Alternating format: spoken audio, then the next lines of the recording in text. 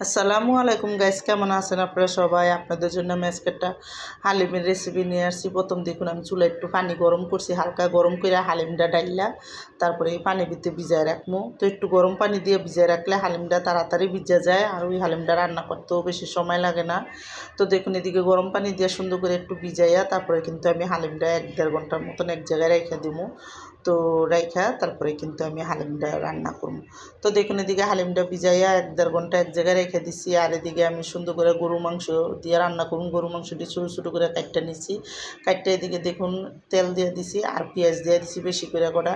তো পেঁয়াজটা দিয়ে এখন এই পেঁয়াজটা ভালো মতন একটু চুলার ভিতরে হালকা ওয়ামু মানে একটু নরম হইলে হালকা লাল লাল হয়ে আইব, তারপরে কিন্তু এই পেঁয়াজে মশলা দিব।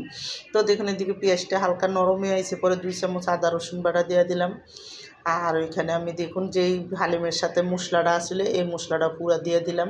এখানে সব মশলাই আছে, তো আমি এখানে মশলাটা দিয়া মাংসটাও দিয়ে দিছি যাতে মশলাটার সাথে ভালো করে একটু কষে। তো এখানে মাংসটা দিয়ে একটু পানি দিছি আমি। আর এখানে স্বাদ মতন দেখুন অল্প করে লবণ দিয়ে দিলাম। আর অল্প একটু আমি ঘরের থেকে ধনিয়ার গুঁড়া আর একটু মরিচের গুঁড়া দিলাম। তো দিয়ে তাও মশলাটা এখন ভালো করে এই মাংসটা রান্না হওয়া পর্যন্ত কষানো পর্যন্ত রান্না করে নেব। আর মাংসটা দেখুন যখন সুন্দর করে একটু 2-3টা বলক আইব তারপরে কিন্তু আমি একটু ভালো করে আবার একটু লাড়াচাড়া দিয়ে তারপরে কিন্তু আবার ডাইক্কা মাংসটা রান্না করবো। তো মাংসটা তেল তেল ওঠা পর্যন্ত ভালো করে রান্না করবো। আর মাংসটা দেখুন যখন তেল তেল উঠে গেছে, আমি যে ডালটা ভিজাই রাখছিলাম হালিমের ডালটা, ওই ডালটা এখন দেখুন আমি এখানে সুন্দর মতন কাঁচাইয়া দিয়ে দিলাম। দিয়ে কিন্তু দেখুন কত সুন্দর নরম হয়েছে ভিজা। আর দিয়ে দিলাম, দিয়ে এখন আমি এই হালিমটা একটু এটির সাথে কষামো, মাংসটার সাথে একটু কষামো, একটু মাংসের সাথে কষায় তারপরে আমি হালিমের পানিটা দিয়ে দিব। তো আমার এই হালিমের রেসিপিটা যাদের পছন্দ তারা লাইক সাবস্ক্রাইব দিয়েন, প্লিজ আমার ভিডিওটা বেশি বেশি শেয়ার করে দিয়েন আর সাবস্ক্রাইব করে দিয়েন।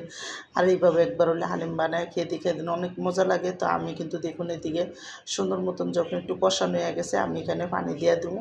পানিটা দিয়ে তারপরে এখন কিন্তু মাংসটা সুন্দর করে আর হালিমটা সুন্দর মতো সিদ্ধ হওয়া পর্যন্ত রান্না করবো। তো আমি ভালো মতো লাড়াচাড়া দিয়ে দিলাম যাতে নিচে কোনো মশলা লাগিয়ে না থাকে এই জন্য। তো দেখেন ডাইককে আমি হালিমটা রান্না করবো, যখন অর্ধেক হয়ে গেছে আমি এক টুকরা লেবুর রস দিয়ে দিলাম। হালিমে একটু লেবুর রস দিলে খাইতে আরও ভালো লাগে এই জন্য। তো দেখুন যখন সুন্দর করে হয়ে আইছে তারপরে কিন্তু আমি আরও ভালো করে লাড়াচাড়া দিতে দিতে তারপরে হালিমটা রান্না করে নেবো। আর একটু লবণ দেখলাম যে না লবণটা ঠিক আছে। এখন আমি একটু পেঁয়াজ বেরেস্তা করছি এখানে কইরা তেলটা সহকারে পেঁয়াজ বেরেস্তাটা দিয়ে দিলাম। আর হালিমটা নামানোর আগে দেখুন এখানে আমি একটু ধনিয়া পাতা দিয়ে দেবো, অল্প করে কাঁচামরিচ ধনিয়া পাতা একটু, এখানে আমি কটা খিরাই একটু আদা কুচি আর এখানে একটা লেবু টুকরা দিয়ে দিলাম। দিয়ে কিন্তু এখন আমার হালিমটা সুন্দরভাবে রান্না হয়ে গেছে। আর হালিমটা এখন আমি নামাই দেবো।